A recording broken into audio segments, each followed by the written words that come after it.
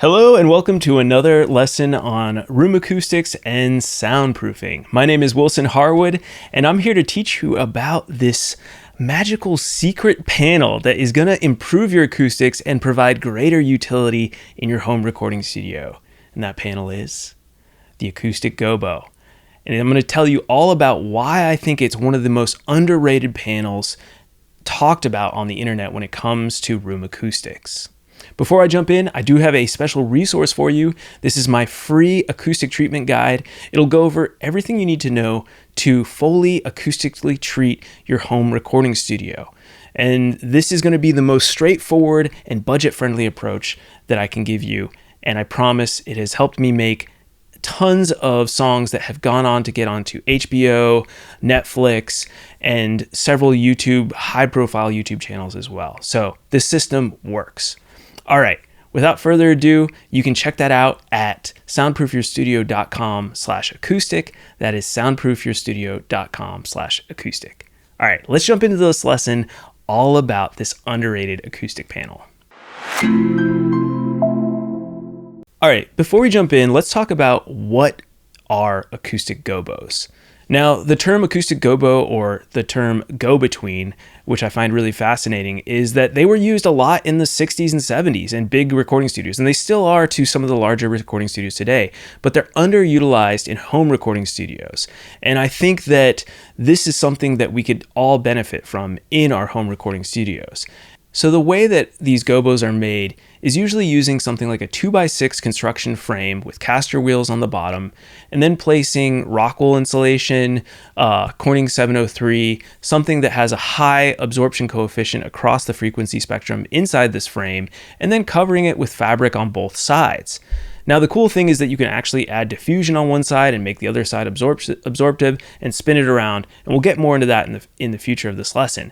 But that is essentially what an acoustic gobo is. Here's an example of one I designed for one of my clients recently, where I've used them as bass traps in the corner, and you can flip them to have a diffusive side on one side and an absorptive side on the other, like I was just talking about.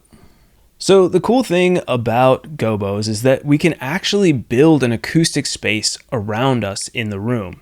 And this space can be flexible and moved to change the acoustics of the room. And in home recording studios, we're usually stuck with what we have. But when we add in the ability to move acoustics around the room, we can create different spaces for different scenarios. If you're mixing, you could pull the gobos off the back wall, for example, increasing the air gap behind them and improve your low end absorption. When you decide you want to track drums, you could place the gobos on either side of your drums for a tighter 70s feel, or expand them out for a larger, more rock feel. And this gives us unlimited options when it comes to the restrictions of our home recording studio. Gobos are great at isolating sound sources. So they're used commonly, around an acoustic guitar to give it a more isolated dead approach in a larger live room. Or you could use it to isolate your vocals from the rest of the band, or you could even use it to give a small vocal booth inside of your home recording studio, and then you don't have to rely on as much acoustic treatment in the rest of the room. Some of you may have seen Andrew Masters' recent video of his new home studio, and he had Music City Acoustics here in Nashville do the design. And if you talk to Music City Acoustics, they'll be right in line with what I'm telling you in this video. They're a huge fan of having movable gobos. And Andrew Masters' studio was done in his basement, where he had a huge basement space, but he really only needed a focused area of that basement for his studio. So by creating movable gobos, you can actually create an acoustic space within a larger space. And this is a prime example of one of the great uses of using these gobos, versus the other option would have been to spend tons more money acoustically treating most of the surfaces in his basement, which actually is not really what he needs to do. And then you don't get the added benefit of the air gap behind the acoustic panels, which again, like I said, when you're using just insulation, the air gap behind these panels is what gives you an increased low end due to the quarter wavelength rule. And we'll talk a little bit more about that in a second. Lastly, when you use gobos in a home recording studio, you have the ability to take them with you to your next studio. So there is this benefit of the portability, the ease of use. All that gives it a huge thumbs up for when I'm designing home recording studios, because this helps all of the efficient use of space in what is usually a very small space to begin with. Now, specifically for home recording studios, I think the greatest benefit of using Gobos is actually to use them as your bass traps. So these Gobos would straddle the floor to ceiling corners of your room. So you'd use 4 of them, or you could use them on the 2 front walls or the 2 back walls, whatever you want. And what they can do is that when you want the lowest frequency bass absorption possible, like when you're mixing, you keep them pretty much straddled against that corner, but you could also experiment with pulling them out and see if that improves your low end absorption. Again, because of the quarter wavelength rule. Now, the quarter wavelength rule states that the peak absorption of your panel is going to be when it's a quarter wavelength distance from the wall of the frequency you are trying to absorb. So the farther you pull that panel off the wall, the lower the frequencies will be because the quarter wavelength will grow, and lower frequencies have larger wavelengths. So this is a really, really important point when we're in smaller home recording studios. Low frequency absorption is the hardest thing for us anyways, and we're already at a huge disadvantage by having a smaller volume of space in our room to begin with.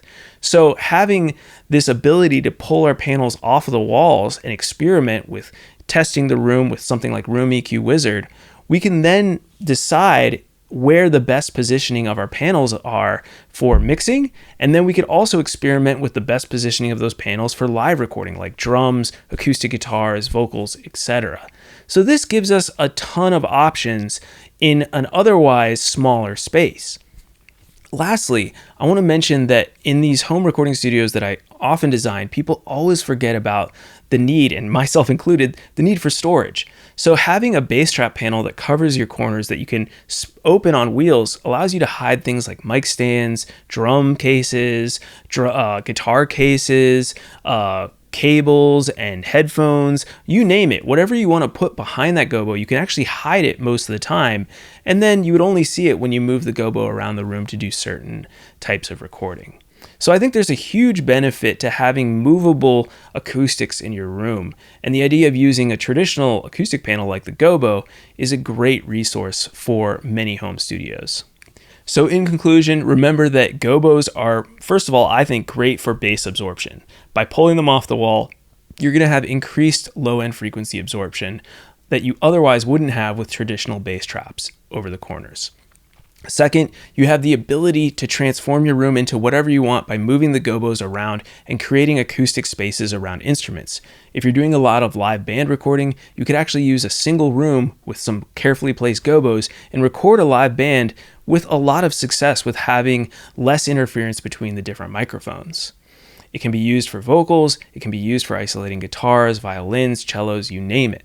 Lastly, having these acoustic Gobos can also cover up things in our corners or on the walls that we otherwise wouldn't want to look at, like mic cables, mic stands, and cases for our instruments.